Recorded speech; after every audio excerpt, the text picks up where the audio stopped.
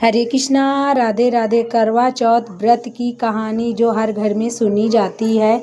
हमें कहानी सुनने से पहले एक लोटा जल लेना है, साथ ही में अपने हाथों में नाज लेना है। फिर अब हम करवा चौथ की व्रत कथा सुनेंगे। प्राचीन काल की है।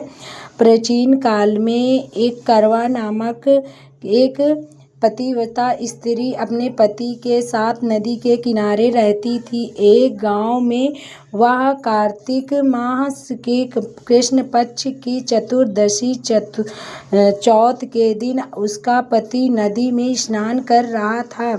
जब ही स्नान करते समय एक मगरमच्छ ने उसके पति का पैर पकड़ लिया। करवा करवा करके नाम लेकर जोर जोर से अपने पत्नी को पुकार रहा था। आवाज़ सुनकर उसकी पत्नी दौड़ी दौड़ी आई और उसने मगर को कच्चे धागे से बांध दिया। मगर को बांध कर वह यमराज के पास ले गई।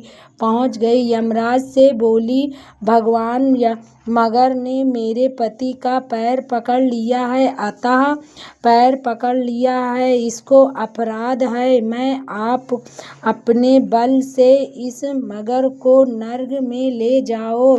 यमराज ने कहा, हे देवी, अभी मगर की आयु शेष है, अतः मैं इसको मार नहीं सकता हूँ। इस पर करवा ने कहा, यदि आप ऐसा नहीं करेंगे तो मैं आपको श्राप देकर नष्ट कर दूंगी। यह सुनकर यमराज डर गए और उन्होंने पतिव्रता स्त्री करवा के साथ जाकर मगर को उन्हें यमपुरी भेज दिया और करवा के पति को दीर्घ आयु प्रदान कर दिया। हे करवा माता, जैसी तुमने अपने पति की रक्षा करी है, वैसे सब के पतियों की रक्षा करना। जय करवा चौथ माता की।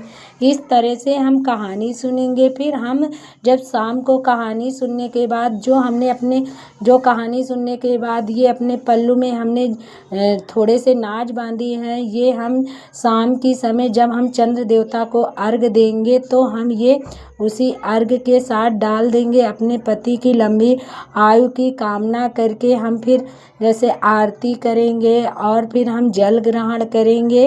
और साथ ही में हमें जब सुहाग अवश्य लेना है। आप पूजन और चंद्र देवता को अर्घ देने के बाद अपने जो आपके शादी का सिंदूरा है, आप उससे करवा चौथ माता को आप सिंदूर अवश्य चढ़ाएं। जैसे आप जूठा है तो आप मत चढ़ाइए, आप अलग से सिंदूर ले लीजिए और अपनी मांग में जो आपका सिंदूरा है उससे आप सुहाग अवश्य लें। 7 बार हमें यह सुहाग अवश्य लेना है। करवा चौथ माता की कहानी सुनने के बाद, पूजन करने के बाद अपने पति से जल ग्रहण और हम जो भी मिठाई ग्रहण करने के बाद हमें करवा चौथ से आशीर्वाद अवश्य लेना है। राधे राधे।